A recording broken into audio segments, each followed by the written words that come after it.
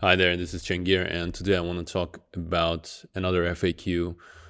The question that many people have, many candidates have, why I don't get feedback, why recruiters don't give feedback. And just want to address this so it's loud and clear in everyone's head, right? So, first of all, understand that whenever people do not act, there is some kind of belief. There's some kind of thought process going on. So understand the thought process of a recruiter. What's going on there? What is blocking them from exercising that behavior, stepping out of their way and giving you feedback, right? Let's talk about different reasons. Reason number one, lack of competence. Lack of competence, they've never given really feedback. They are very inexperienced, right? And they are, again, this underlying fear. They are afraid to show the lack of competence, afraid to do something wrong, right? And that place alone, for many people, is just a prison from which they cannot escape, right? I'm I'm incompetent. I'm not gonna act on this, and I don't act on this. That is why I'm incompetent, right? Number two, what's another fear? A fear that they're gonna hurt your feelings. They're gonna hurt your feelings. You're gonna break down. You're gonna, or what's worse, you're gonna yell. You're gonna scream. Like, how can you say something like this about me? And again, no one wants this extra negativity in their life, right? That's the fear that people have. Fear number three, again, afraid of your reaction. I'm not saying like this and can only be anger, right? There are some different people out there and they can react absolutely differently. Again, comes from that place of confidence and competence. Will I be able to manage that reaction? And that's unknown, and that's a fear of unknown, right? Next fear is, and that's the most common one, and that's the main driver. It's a fear that you're gonna sue, right? Oh, they're gonna say like, how can you give this kind of feedback? They're gonna start a law action, right? And I'm gonna lose my job. No one wants that, right? That's the fear that people have. I'm gonna have problems. My manager gonna scold me or reprimand me. But then again, all this kind of complexity of thoughts is coming from that particular fear. There are not only fear-based reasons. Sometimes you don't have feedback because we don't have feedback. We can give you feedback, especially when it comes to very technical roles. We are not in a position, not technical, very niche specific, right? We're not in a position to give you that specific role-specific feedback, right? I'm not saying not just technical. Like, I don't know if you're a lawyer, I'm hiring legal counsel. So I'm not a lawyer myself. I can judge or assess your acumen in law. I mean, I can, but my ability will be obviously way more limited than the ability of another lawyer sitting in front of you on the other side of the table. And this is why we are in this scenario. We are leaning on the feedback from the team, right? We reach out to the team. Okay, please let us know what's going on. What are your thoughts? And we do not always have feedback from the team, right? And again, why? Because not everyone's diligent with submitting the feedback. They are very busy with other things. Some hiring managers, they don't see it as necessary and they don't see it as important. Or there are different kind of scenarios, right? I could be hiring someone for an executive leader, and executives, they don't have time to sit down and write me a 1 mile long letter of why this person didn't work out, right? It's going to be like, no, it's enough for me. That's communication is not there, right? Something simple, right? That's an executive communication. Short, precise, concise, boom, right? And that's the reality. I won't have real feedback for you. However, as my personal opinion, as a talent partner, as a coach, I will be able to give you some of my perspective, probably. Reason, too busy, right? And it comes like reason too busy with another reason. Using too busy as an excuse. Why am I saying this? First of all, yes, obviously, life gets in the way. Like, this person didn't work out. Like, I have a choice here. I can invest some time into this person And giving them feedback takes 5 minutes of my time, call them and talk to them and say, this is why your application didn't work out. Or I can invest these 5 minutes into finding another person and closing this job as a recruiter. That's the thought process, right? And many people, they choose the latter. Why? Because there's, again, not always there's an underlying philosophy behind what they do. People in recruitment, recruiters, talent partners who approach this business as not relationship business, but as transactional activity, they're going to be leaning always towards like, hey, screw feedback, I'm not going to do this, right? But true top performers, that's my personal opinion, we play true top performers. Again, they're going to have, I cannot speak for other people. That's the thought process that I have. I play long-term games with long-term people. And that is the foundation of my success. The relationships is my capital. And my value as a talent partner is the talents that I'm partnering with, right? And what kind of relationship is that if I cannot maintain it over the years, right? If the candidates that I call, they're not top of the mind for me over the years, and they're not the recruiter they want to call over the years. Anyway, anyhow, this is the thought process for you. Last reason why, and again, probably like very important reason why people don't get feedback. You didn't get feedback because you didn't ask. That's for you to meditate on, right? It's not something we're gonna be doing as recruiters, as talent partners, giving unsolicited feedback.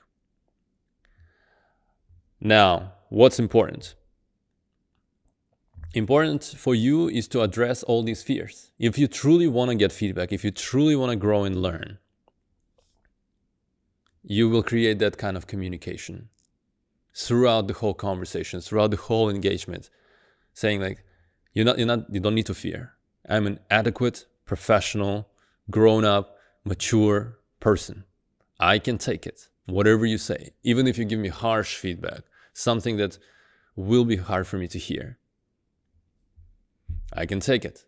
I'm mature enough, I'm self-aware enough to remove my ego from the equation and absorb the feedback. Foundational principle that I utilize is all feedback is a gift. Not everyone knows how to give feedback. Sometimes feedback will not be constructive, it will be destructive, it will not be something that will help you grow, right? But read behind what's the feedback. Understand what's the underlying intention. And I'm pretty sure like most cases you will have people who don't want to tear you down. They want to help you succeed, right? They want to help you grow. And that's why they're sharing what they're sharing. Again, thoughts about why when you're dealing with top performing recruiters, you're gonna be obtaining feedback. You're gonna be getting feedback from them if you ask, right? First, they know what it feels like to be kept in the dark. Second, again, I'm gonna reiterate, right? They probably gonna believe that all feedback is a gift. They want to hear feedback themselves in order to grow as professionals. Number 3, they hold themselves to the highest standard. And what is highest standard? Part of a job is like, yes, the main job is to close roles, right? But part of a job is to provide exceptional candidate experience. And that implies giving feedback, building that relationship, building that trust, right? Playing long-term games. Number 4, they constantly learn, right? We constantly learn, and that implies that we want to learn how to be good with people, how to be very effective in managing this relationship, and how to be smart about giving feedback. And it's not that complicated, right? All you need to do sometimes is to level set that expectation, right? Hey, I have some feedback that I think you would be excited to hear. Okay, right? There's something positive coming, right? You've done a great job. It was awesome. Blah blah blah blah blah blah, right? Hey, I have feedback for you that's probably going to be hard for you to hear. Okay, something's coming, right? People, at least the person is prepared. And then, do I have your permission to share my feedback? Simple as that, right? No one's going to say no. Maybe someone will say yes. Someone will say no. But asking for permission to share feedback. Again, this is what I would do stepping into this conversation. The person says yes. Okay, I have 2 pieces of feedback. You're going to hear different techniques, right? Something like called like sheet sandwich, right? Say something positive, then put something negative, and then say something. That's such a piece of nonsense, right? It's like treating people like immature babies. And what kind of relationship are you going to create with that? If it's a sheet feedback, give the sheet feedback, right? Just be thoughtful about it. It's not about what's coming out here. It's about what's going on here. What's the inner deep thought process? Do you truly care? Do you love that human being? Do you want them to succeed? Do you want them to grow? Is there something that you will say that will help them to grow? And then you choose your words wisely and carefully. Right? Hey, there's no shit sandwich. There's some feedback that's going to be hard for you to hear, and I'm going to share it right now, but do I have your permission to share? And then you say your piece. And then you pause. And then you listen. How the words have landed. Right? Again, we talked about busy, right? Busy is not an excuse, right? We find time for everything that's important. If we choose that human being is important for us right now, we're going to pick up the phone, we're going to call, all right? And if we take our job seriously, which means we take providing candidate experience seriously, we're going to pick up the call and call you. Or like if you prefer it in a written format, write that email. Lastly, I talked about it. We're in the relationship business. We care. We love humans. Right? And we want everyone to succeed and be happy and create win-win scenarios in their life. And this is why we are in this facilitation type of business, right? Okay, again, question that many people are going to have. What should I do? How do I get feedback? There is no how, there's no should. However, there are some self-coaching questions for you that you can sit down, write them down, and truly, deeply meditate on them. Question 1 that I have for you. How do I invite feedback? How do I become that human that has this energy around them that would invite feedback? They would say like, there's humility in me. Whatever you're going to say, I'm open to it. I'm not going to take it personally, right? And that's the ability to remove ego from the equation. Number 2, how we talked about those fears, right? How do I eliminate those fears in the person from whom I want to get feedback, right? Eliminating fear is again perception engineering. How do I make this person perceive me as not a threat? Question 3, right? What feedback am I really looking for in order to grow, right? Because there are some things that you probably already know about yourself. Actually, I know. I know that my communication is not there. It's not ideal, and I need to do better. Well, it's not about feedback then. It's about the sincerity of your desire. How badly do you want to get where you want to get and achieve the things that you want to achieve, knowing that communication skill is a blocker for you. Lastly, if I'm not getting feedback, what's going on? What's happening, right? Is there something that I can do in a more efficient and effective way? And this is why I'm saying this is so important, because this will take you to the place of true understanding, to the place of true self-awareness and true self-reflection. Okay, this is what's going on. This is what I need to address. This is how I need to position myself. Deeper understanding, deeper self-awareness will translate automatically into communication that will be perceived by other people as like, hey, this is a mature, self-aware, calm, resilient, grounded individual.